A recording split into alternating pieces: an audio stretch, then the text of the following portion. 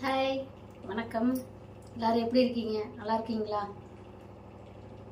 இப்போ நான் என்ன செய்ய போகிறேன் அப்படின்னா, வாத்துக்கறியும் இட்லியும் செய்ய போகிறேன். வாத்துக்கறி வறுவல், அது கிரேவி மாதிரி செஞ்சு இட்லிக்கு தொட்டு சாப்பிட போகிறோம். அது எப்படி செய்யலான்னு பார்க்கலாம்.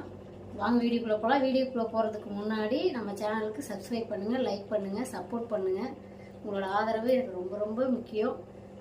வாங்க வீடியோக்குள்ளே போகலாம். குக்கரில் தான் செய்ய போகிறேன். ஃபஸ்ட்டு எண்ணெய் ஊற்றிக்கலாம். கொஞ்சம் நல்லெண்ணெய் கொஞ்சமாக ஊற்றியாச்சு.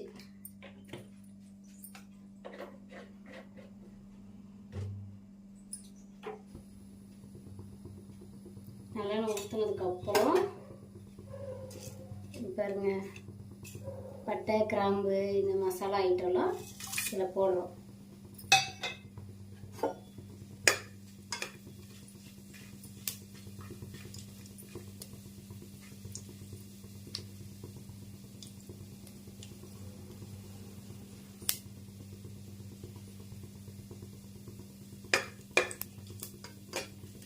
இது பொரிஞ்ச உடனே வெங்காயம் கருவேப்பிலை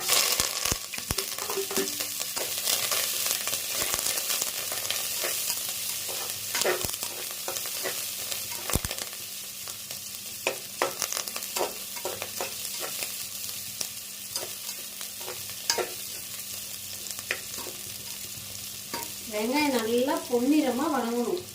இது நல்லா செவக்க வதங்கணும் வரைக்கும் வதக்கணும். வெங்காயம் வதங்கினதுக்கப்புறம் தான் போடணும். நல்லா செவந்துருச்சு. இப்போ தக்காளி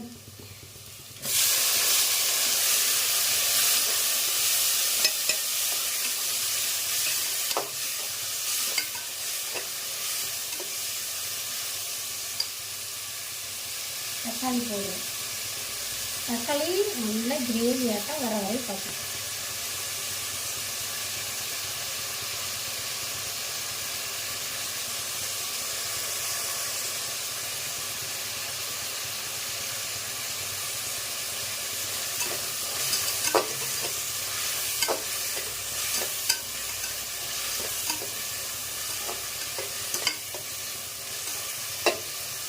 வாத்துக்கறி வறுவல் இட்லி தோசைக்கு சூப்பராக இருக்கும். வாத்துக்கறினாலே இட்லி தான், ரொம்ப டேஸ்டாக இருக்கும்.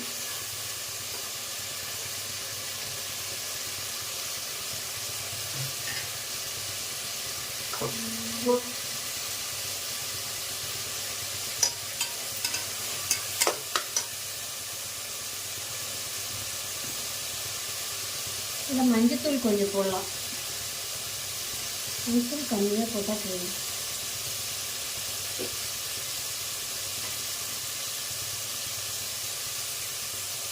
கல் உப்பு கொஞ்சம்.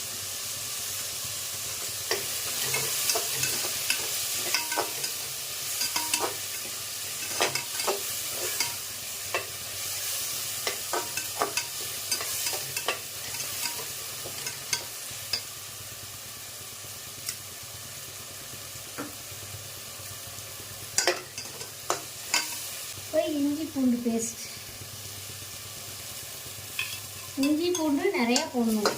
ஏன்னா வாத்துக்கறி கொஞ்சம் லேசாகும், வேகிறதுக்கு டைம் எடுக்கும். அதனால் இஞ்சி பூண்டு கொஞ்சம் நிறையா போடணும். இஞ்சி பூண்டு வதங்கிடுச்சு. இப்போ கொஞ்சம் மிளகாத்தூள் 2 ஸ்பூன் போடலாம்.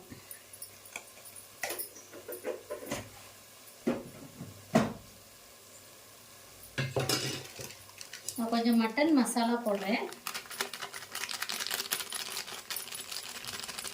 எனக்கு கொஞ்சம் போட்டால் பிடிக்கும், அதனால் கொஞ்சம் நல்லா வதக்கிடும். லைட்டாக தண்ணி தெளிச்சு ஆயில் கம்மியாக தாங்க ஊற்றணும். அந்த மசாலாலாம் பச்சை வாசம் போகிற வரைக்கும் கொஞ்சம்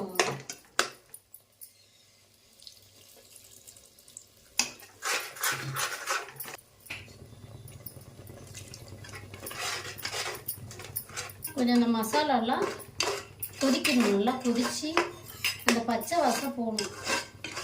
அவ்வளோ கொதிக்குதுங்க, நல்லா கொஞ்சம் திக்காக வருது.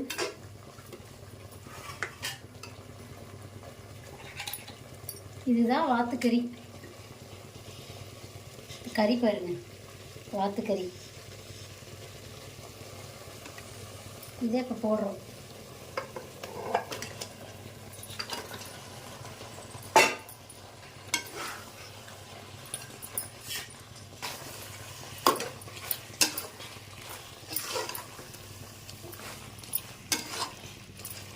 நல்ல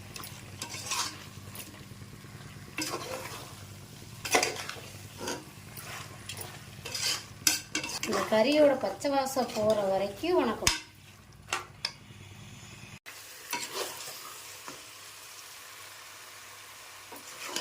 பாருங்க எப்படி கலர் மாறுது பாருங்க. நல்லா ஒரு 10 நிமிஷத்துக்காவது வணங்கணுங்க. கறி வந்து வணங்கினாத்தான் நல்லாயிருக்கும்.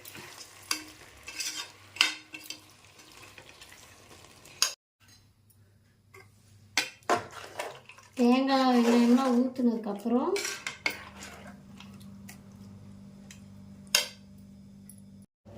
வெங்காயம் தக்காளி தேங்காய்லாம் ஆட்டி ஊற்றி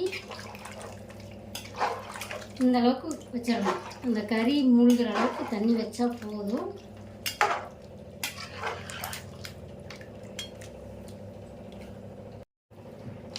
ஓரளவுக்கு எல்லாம் ரெடி பண்ணி வச்சாச்சுங்க. இதை மூடி போட்டு மூடி வச்சிடலாம்.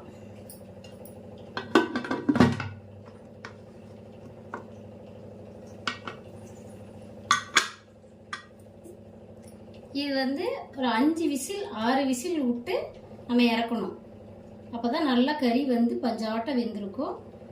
அப்புறம் இறக்கினதுக்கப்புறம் பார்க்கலாம் வாங்க. விசில் வந்து ஆறிடுச்சுங்க, ஆறிடுச்சு. இப்போ திறந்து பார்க்கலாம். சூடாக இருக்கு, ஆவி இருக்கு.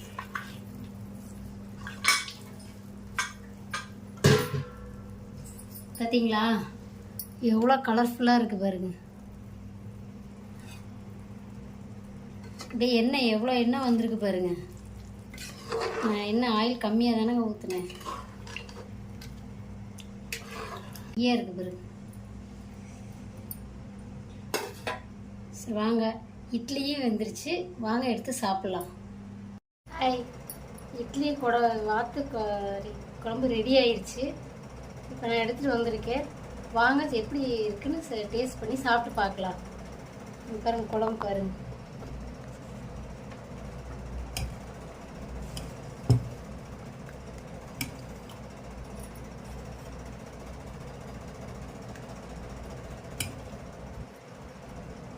கறி நிறைய வச்சு சாப்பிடுவோம்.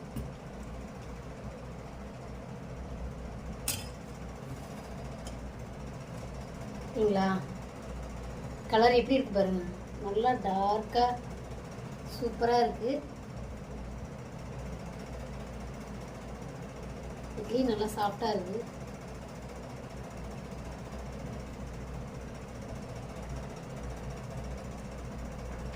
ரொம்ப டேஸ்ட்டுங்க, நல்லா டேஸ்டா இருக்கு. வாங்க சாப்பிடலாம். வீடியோ எனக்கு எடுக்க ஆள் இல்லை, நானாக தான் எடுத்தேன். ஏதோ மிஸ்டேக் இருந்தால் மன்னிச்சிருங்க. தெரிஞ்ச அளவுக்கு நான் எடுத்திருக்கேன். வாத்துக்கறி சாப்பிட்லாம் பாருங்க.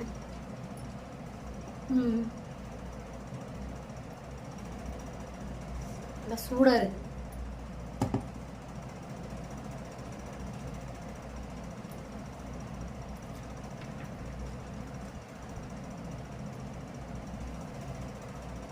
நல்லா கறி வெந்திருக்கு பாருங்க.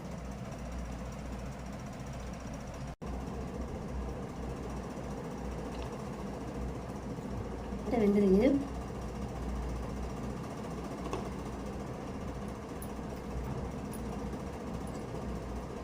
சூப்பராக இருக்குங்க. இது மாதிரி நீங்களும் செஞ்சு பாருங்க.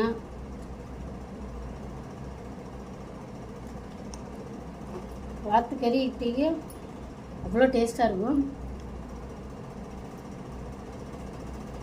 சளி இருக்கிறவங்க, இருமல் எதாக இருக்கவும் வாத்துக்கறி சாப்பிட்டா அவ்வளோ நல்லது. எங்கள் ஊரில் வாத்துக்கறி அதிகமாக கிடைக்கும். என்ன ஊருன்னு கண்டுபிடிங்க.